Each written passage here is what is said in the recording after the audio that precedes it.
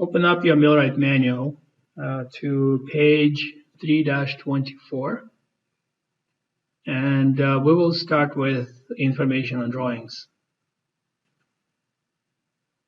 In addition to the actual technical drawing, which will be represented in the middle of the drafting paper, right around here, so you will see the orthographic projections, front, top, side. Sometimes you will see an isometric projection of the same parts. So isometric projection would be located in the top right corner. But beside those important pieces of information, you will see an additional pieces of information that could be found in blocks. You will see a title block. Usually the title block is located at the either bottom right corner of the drawing, or it could extend across the whole page at the very bottom of the page. You will see also revision blocks, and you will see material list block as well. In figure 29, there is a coordinate system, and it's called zone numbers. So as you look at A, B, C on the left-hand side, and numbers 8, 7, 6, 5, it means that these numbers will be used as a coordinate system to refer to this particular area of the drawing. So the reference could be coming from some other sets of drawings or a completely different drafting page. But you may see these zone numbers. This is applicable in many industrial electrical diagrams because it's very hard to fit all the electrical connections into one sheet of paper. Therefore, machineries come with like almost a book of different diagrams. And for assembly or for troubleshooting, you need to refer sometimes to different electrical areas of the machine. Therefore, you would have to use the zone numbers for reference. For example, this word borderline could be found in section D4. This would be a reference from another page referring to the word borderline because it's located across from D and cross is 4. So that's for zone numbers.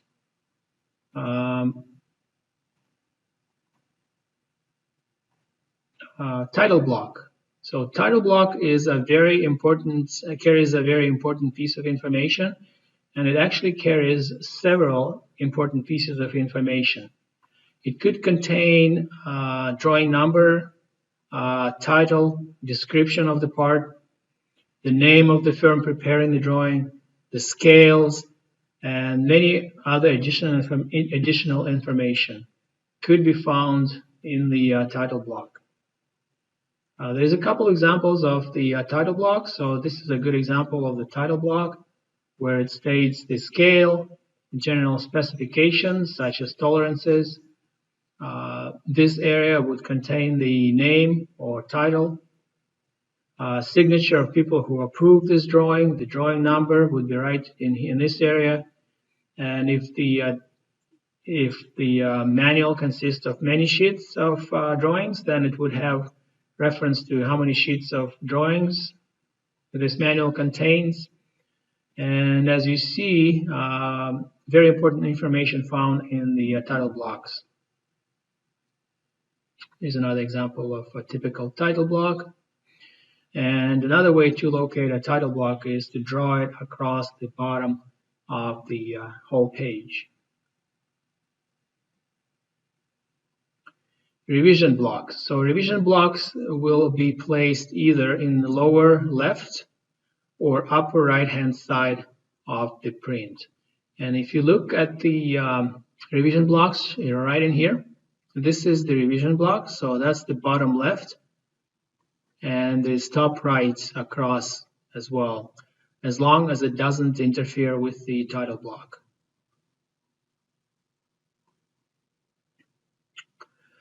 So revision block is for any kind of revisions that were completed during the life of that drawing.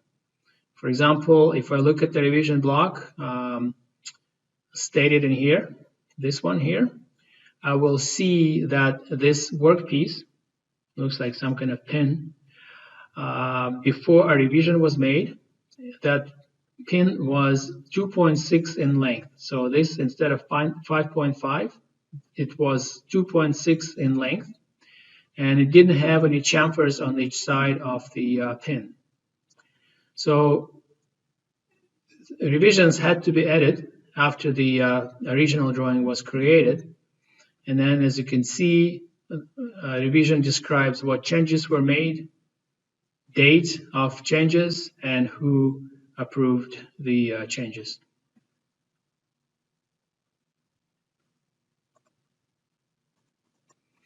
Materials list, it's a block that is generally located just above the title block. So if you look at this example, you will see that the materials list or items list, it's the same, is located above the title block, as long as it doesn't interfere or as long as revisions block is not located in the same area. So in this case, revision list would be at the bottom left, and then items list would probably be going across the page in the right hand side.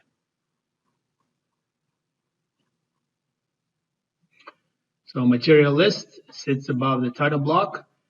All parts in the material list are identified by their part or stock number. And next is the scale. So the scale will be located in the title block. The scale itself will not occupy a single block, but it will be part of that title block. A scale of 1 to 1 means that the drawing is drawn to the actual size.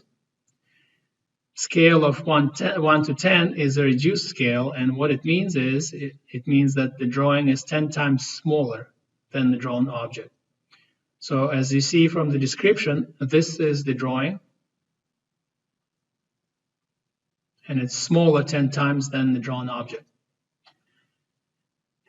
If the scale is enlarged 10 to 1, it means that 10 measuring units on the print, so this is the drawing again, and this is the part.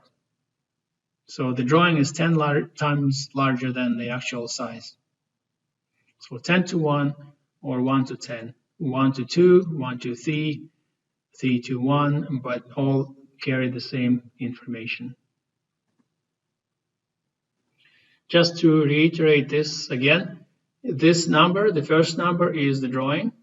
The second number is the print. First number is the drawing. Second number is the print.